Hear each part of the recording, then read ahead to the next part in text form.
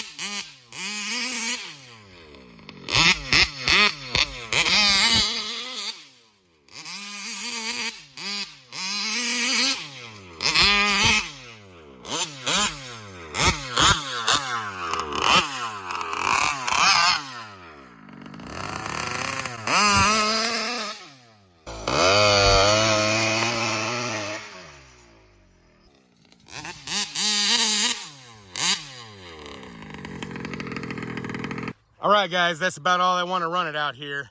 That was a great little test rip, little shakedown, and I'm still trying to figure out this carburetor. This is the first time I've ran it.